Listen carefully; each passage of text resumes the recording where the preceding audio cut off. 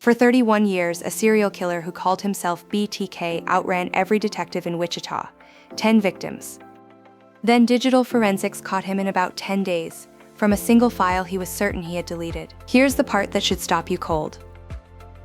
He deleted the file on that disk before he sent it because he thought deleted meant gone. It did not. What the forensics team pulled out of that empty space is the entire reason this discipline exists. This is Maya, and that empty space has a name, and so does the craft of reading it. Digital forensics is collecting, preserving, and analyzing evidence so it holds up in a courtroom, not just a hunch in the Security Operations Center. On that disk, a recovered Word file still carried its hidden metadata. Last saved by Dennis, registered to Christ Lutheran Church. A quick search named the church council president Dennis Rader, and the 31-year hunt ended. Deleted data that wasn't deleted, and metadata he never knew was there. That's forensics, and it's objective 4.8, worth real points on this exam. And let me draw one line so you know exactly where we are. This is not the incident response lifecycle we walked last episode, and it's not the log and packet investigation coming next. This is the discipline underneath both. Legal hold, chain of custody, acquisition, preservation, reporting, and e-discovery. May here. I think about forensics like an archaeology dig with a stopwatch running. The dig itself is delicate and slow, but some of your evidence is quietly evaporating while you stand there deciding what to touch first. That's the order of volatility, and it isn't a vibe, it's a published sequence. A document called RFC 3227 lays out the exact order. You grab the fastest disappearing data first, then work your way down to what will still be sitting there tomorrow. Let me put the whole ladder on the board, top to bottom. Registers and CPU cache go first, then memory, then the temporary files and swap, then the disk itself, and dead last the backups and the archives. Michael here, and here's why the top of that ladder matters so much. Registers and cache are gone in microseconds. Memory dies the instant the power drops. The disk, though, survives a reboot just fine, and the backups survive for years. And memory is where the live case actually lives. The running malware, the decryption keys, the open connections back to the attacker, the unsaved chat window. Yank the power cable to save the disk, and you just destroyed every bit of that. And sitting under all of it is one rule that reframes the entire field. You never work on the original. You make a perfect copy. You prove it's perfect. And every question you ask the copy. It's genuinely counterintuitive because every instinct says just turn it on and look around. But in forensics, looking is changing. Boot that machine and the operating system writes to the disk. Logs update, timestamps move, and now a defense lawyer gets to argue you altered the evidence. So picture the real moment you're walking into. A live compromised server, still running, still humming, fans going, and the clock already against you.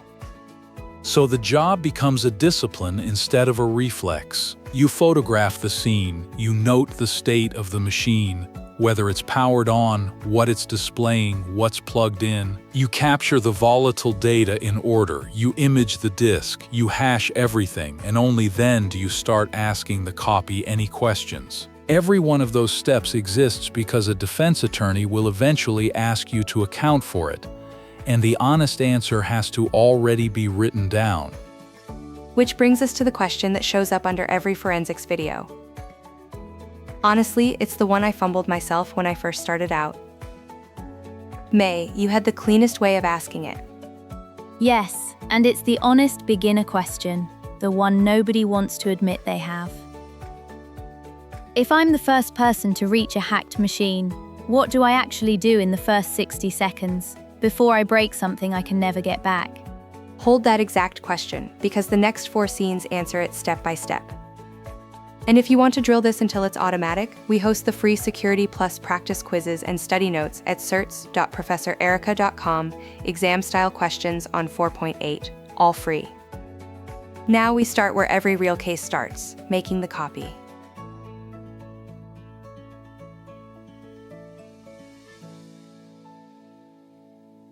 So you're standing at the machine, gloves on, clock running. The very first forensic action is acquisition. You make a copy of the storage, but not the kind of copy you're picturing, and that gap is exactly where careers end. Right, and this is the part everyone gets wrong on the exam. When you drag files in the File Explorer, you copy only the files you can actually see. And you change timestamps just by opening the folders to look at them. That's how careers end, by the way. It really is. You miss the deleted files still sitting on the platter, the exact thing that caught BTK. You miss slack space. You miss the unallocated regions where the good stuff actually hides. And the standards body names the phases for all of this, so you don't have to guess. The National Institute of Standards and Technology, in Special Publication 800-86, lays out 4 phases: collection, examination, analysis, reporting. Acquisition is the heart of that first one. So a forensic image is bit for bit, every single bit on the source, in order, copied to an image file. The deleted data, the slack space, the partition table, the empty regions, all of it. We call that a physical image instead of a logical copy, and that word physical is exactly the kind of thing CompTIA drops into a trick answer to see if you're paying attention. And this is the thing we're all so careful about. Look at it for a second. Those platters are the only copy of the truth that exists. So here's the piece that actually protects you in court. Before that drive ever touches your workstation, it goes through a write blocker. It's a device that sits between the evidence and your machine and physically forbids any write. Your computer can read every bit off the drive. It cannot send a single bit back. Think of a one-way valve in plumbing. Water flows to your tap and never back into the main. Bits flow into your image and never back onto the evidence. And concretely, that blocker sits right here on the connector. The drive plugs in through this interface, and the write blocker rides that line so nothing you do can reach back onto the disk. And for the exam, know there are 2 flavors. A hardware write blocker is a physical box between the drive and the machine. A software write blocker is a driver setting that blocks writes at the operating system level. Hardware is the gold standard in court because there's no setting to misconfigure and no driver to forget. And the standards body even runs a whole program that tests these blockers to confirm they do exactly what they claim. So when a defense expert asks whether your blocker actually worked, the answer isn't "trust me," it's "here's the tested tool." Because a skilled defense lawyer doesn't even have to prove you changed the evidence. They only have to prove that you could have. The write blocker slams that door shut before it can ever be opened. Let me actually show you the copy happening in a terminal, the way a real responder does it in the lab. And watch the order, because it's the order of volatility from scene 1 turned into 2 commands. Michael, set the scene. In our isolated lab on a host we own, the volatile memory goes first, because it's the thing that disappears the second we lose power. Then, and only then, we image the disk through the write blocker, bit for bit, to a clean evidence drive. 2 commands, most volatile first. And notice what we did not do. We never mounted that drive, and we never browsed it. We read it through a write blocker and wrote out 1 image file. The original is exactly as we found it.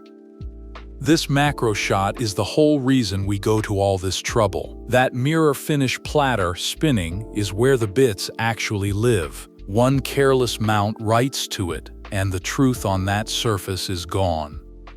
One practical note that shows up in scenarios. That destination drive, the one receiving the image, gets wiped clean first, and you record the wipe. You never image onto a drive that already has somebody else's data on it. If a stray file from a previous case shows up in your evidence, the defense gets to ask which case it really came from, and cross-contamination becomes its own quiet way to lose.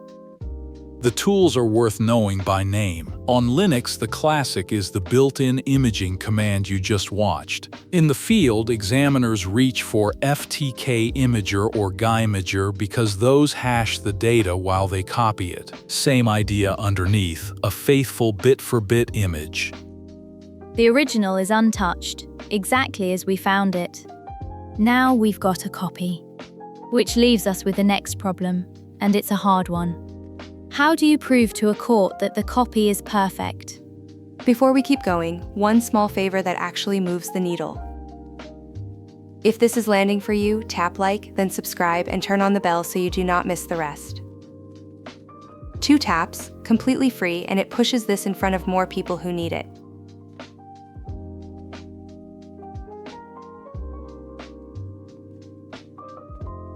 So we've got an image, and proof we never wrote to the original. But there's a question hanging over all of it that I genuinely couldn't answer cleanly when I started. Michael, this one's your wheelhouse. Yeah, and it's the fair one. How do you actually prove to a jury that this image is an exact, unaltered twin of the original drive when nobody in that courtroom can read raw disk bits with their own eyes? You give them a fingerprint, a cryptographic hash. You run the same one-way math over the source and over the image, and you compare the results. And one way is the phrase that matters. A hash is easy to compute in one direction and effectively impossible to reverse. You cannot take the fingerprint and rebuild the drive from it, which is exactly why it's safe to publish. You can print that value in a public report or read it aloud in open court, and it gives away nothing about what's actually on the disk. It's a fingerprint, not a photograph. So hash both, and they must match. That's the rule. On the exam, the algorithm you'll see is SHA-256. It takes any input of any size and produces a 256-bit value. Written in hexadecimal, that's exactly 64 characters. Always 64. Whether you hash 1 byte or 1 terabyte. And the magic property is the avalanche effect. Change one single bit of the input and about half of the output bits flip. The new fingerprint looks completely unrelated to the old one, so tampering can't hide in the noise. Let me show that avalanche actually happened, because reading about it does not land the way seeing it does. Michael, run the lab demo. Start by proving the copy is a perfect twin. We hash the evidence image with the standard SHA-256 tool. Then we hash the original source the same way. If the acquisition was faithful, they come back identical, character for character. And that's the moment that protects everyone in the room. The examiner, the defendant, the judge, the jury, they all get the same proof. The numbers either match or they don't. There's no opinion in it. Exactly. Same 64 hex characters on both sides. That match is what goes into the report and the custody log. Now watch what one tiny change does to it. I flipped a single byte in a copy of the evidence and hashed it again. Not a deleted file, not a wiped folder. 1 byte out of 500 billion. And the entire fingerprint came back unrecognizable, with no resemblance at all to the first one. There's no partial credit here. The hash doesn't drift a little when the data changes a little. It shatters completely, which is exactly what makes it trustworthy as tamper evidence. And this is why the old algorithm, MD5, fell out of favor. People found ways to force 2 different files to share one hash, which we call a collision. SHA-256 has no practical collision, so courts trust it, and it happens to be the federal standard on top of that. So the hash you record at seizure is really a promise. Anyone, on any side, can rerun it next month, next year, or in the middle of trial, and prove the evidence never changed. That's a promise you can keep for a decade.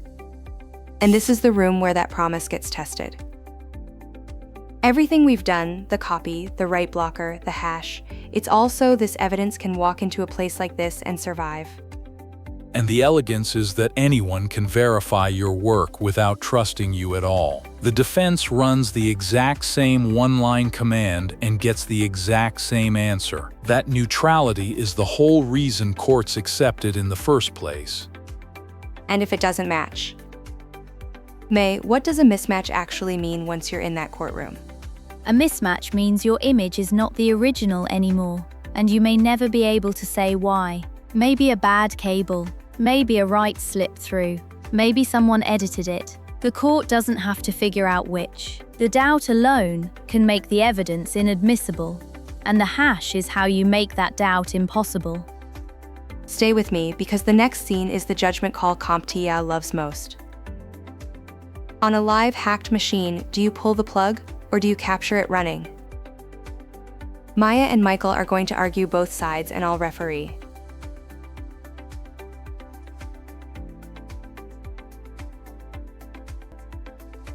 Now the hard one, and it's the judgment CompTIA circles back to again and again. The textbook says collect memory before you touch the disk, because memory is more volatile. But the field genuinely splits on a real fork, and the exam loves to test the thinking behind it. Here's what's at stake, and it's not abstract. You walk up to a live, compromised server. Do you pull the plug right now to freeze the disk exactly as it is?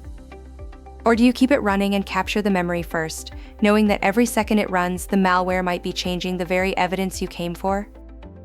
Maya thinks pulling the plug throws the case away. Michael thinks running tools on a live box is its own contamination. Maya, make your case. If you pull that plug, you just destroyed the most valuable evidence in the room. The malware lives in memory. The ransomware decryption keys live in memory. The live connections to the attacker's command server live in memory. Pull power, and all of it is gone forever. You saved a disk that was never going anywhere, and you threw away the live case. But you can't capture memory without touching memory. Let me finish, because that objection has an answer. Fair, take it. But hear me out, because this is the real cost. The very tool you run to dump memory has to load into memory. You're stomping across the crime scene in the boots you brought to photograph it. And the longer that box runs, the more time the attacker's malware has to notice you and wipe itself. Before you answer that, Maya, take his strongest point head on. The memory capture itself disturbs memory. How is that not the same sin we warned about with the disk? Because we accept a small documented disturbance to save the whole prize. We use a tiny acquisition tool. We record exactly what we ran and when, and we note the footprint in the report. A few megabytes of known logged change in exchange for the keys, the connections, and the live malware. Pulling the plug isn't a small disturbance. It's total destruction of the volatile layer. And to be concrete, the live capture has a name, a memory acquisition. You run a small trusted tool that copies memory out to your evidence drive while the machine is still on. Maya is arguing you do that first, before anything else touches the box. Then let me push back one more time, because it isn't always safe. There are systems where live capture is genuinely dangerous. Active ransomware mid-encryption still churning through files as you watch. A tripwire set to detonate the instant it sees a forensic tool load. In those cases, freezing the disk and accepting the memory loss is the responsible call. The threat picture in front of you decides it, not a reflex and not a rule you memorized. And there's the resolution, and it's the reframe I want you to carry into the exam. The binary is false. The order of volatility is a sequence, not a coin flip. You capture the most volatile first, memory, then you move down to the disk. That reframe is fair, and I'll take it. The plug pull was never really the opposite of the order. It's a separate, harsher decision layered on top for when destruction is actively happening. Most days you'll never need it, and reaching for it out of nerves is how good evidence dies. Agreed, honestly. I'm not anti-capture. I'm anti-capture without thinking. When the box is calm, capture memory first. When it's on fire, freeze it. The disagreement was never memory versus disk. It was reflex versus judgment. And here's the exam tell, the thing to actually watch for. When the question stem says first or most volatile, your eyes go straight to the memory answer, not the disk answer. That wording is doing the work for you. And the classic trap answer is pull the power immediately. It feels decisive and safe, and on a calm box it quietly destroys the volatile evidence you came for. Watch for that trap, because CompTIA writes it to reward the panicked answer over the disciplined one. On this exam, decisive is not the same thing as correct. So here's the verdict. When CompTIA hands you a calm live machine and asks what to collect first, the answer is the most volatile data, memory, then the disk, in volatility order. Per AIR FC 3227, that sequence is settled. The pull the plug call is the documented exception for active destruction, never the reflex. Maya wins the default, Michael wins the edge case, and the published record settles it. Memory before disk.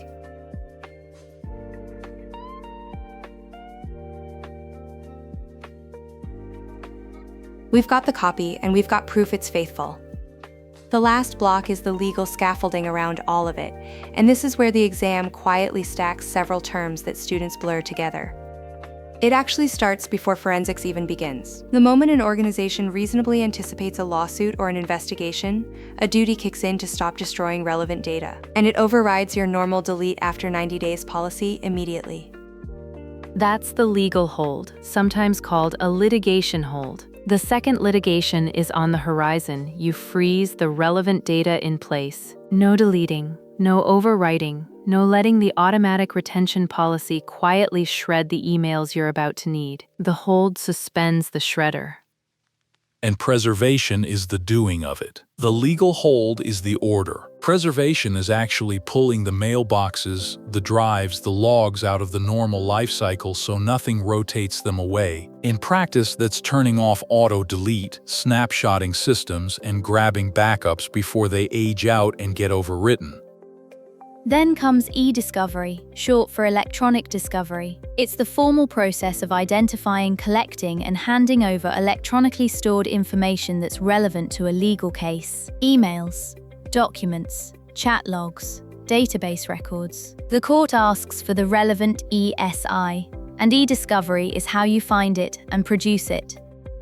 And the scale is the brutal part. A single person's mailbox can be hundreds of thousands of messages. E-discovery teams use search terms, date ranges, and deduplication to narrow millions of items down to the few thousand that actually matter. That's a specialty all its own. And this is exactly where I want someone who lives inside a real case, not just one clean lab drive. People keep asking in the comments whether any of this actually matters once you're out of the classroom, so let me get a specialist on the line who knows courtroom forensics cold. Happy to be here. Honestly, the exam terms are the easy part. In a real case, the whole thing lives or dies on two boring words: documentation and order. So when everything's on the line, what's the piece people underestimate the most? The chain of custody, every time. Everyone obsesses over the hash and treats the paperwork as an afterthought. Why the chain over the hash? Aren't they doing the same job? Different jobs entirely. The hash only proves the bits didn't change. The chain proves nobody had an unsupervised chance to change them. You need both, and the human one is the one that fails. Wait, doesn't a solid hash cover you even if the log has a gap? That's the intuitive trap, and no. A hash at 9 a.m. says nothing about the 2 hours that drive sat unlogged on somebody's desk. The defense doesn't prove tampering. They point at the gap and let the jury imagine it. So it all rides on the paperwork. Riez, before we let you go, leave them with the one thing to remember. Gladly, and thanks for having me on. Document like a stranger will one day retrace every move you made because eventually one will. Do that, and the technical work finally gets to matter. That's the exact fault line, and thanks, Reyes. And the order of all this is the part CompTIA tests, so walk us through the whole sequence, Michael, start to finish. Sure, you hold the data, you preserve it, you discover what's relevant, then you acquire it forensically, and finally you report. Each step feeds the next, and skipping one collapses the ones after it. And there are real teeth on the front of that chain. If you fail to preserve data you were supposed to hold, and it's gone for good, that's spoliation. Under the federal rules, a court can sanction you for it. And if you destroyed it on purpose to keep it from the other side, the judge can instruct the jury to assume the missing data was bad for you. The judge can even hand the other side the whole case. That's Federal Rule of Civil Procedure 37, and it is not a bluff. And running underneath every one of those steps, from seizure to the courtroom, is the one document that ties it all together. Michael, walk me through what the chain of custody actually records, because Reyes just told us it's the piece that fails. Every time the evidence changes hands, you log 4 things: who had it, what they did with it, when and why, seized by this analyst at this time, transferred to this lab, imaged on this date with this hash, sealed in this locker, an unbroken record from the scene to the trial. And it starts the instant evidence is seized, right here. Bagged, sealed, tagged, logged, before it goes anywhere near a lab. And one gap, one unexplained hour is all a defense attorney needs to stand up and argue tampering. It does not matter how good the hashing was. The chain of custody is a separate promise, and you need both to hold. And the last piece is the report. Reporting is where you write it all down so someone who was never in the room can follow your reasoning and reach the same conclusion. The acquisition method, the hashes, the custody log, the analysis. A good forensic report is reproducible, and that word is the whole game. And it has to survive cross-examination. A defense expert reads that report line by line, hunting for one assumption you can't defend. Vague language is where cases quietly die. That gavel doesn't fall on the best hacker in the room, it falls on the best documented one. So now you can answer the question May asked at the top. First responder, first 60 seconds. Document the scene, capture the most volatile data first in volatility order, never write to the original, hash everything and log every hand it passes through. And think back to BTK. The forensics recovered a file he thought he deleted, and it named him. Perfect technical work, backed by a clean chain, is exactly what puts a name in a courtroom and makes it stick. The evidence is only ever as strong as the chain of custody behind it.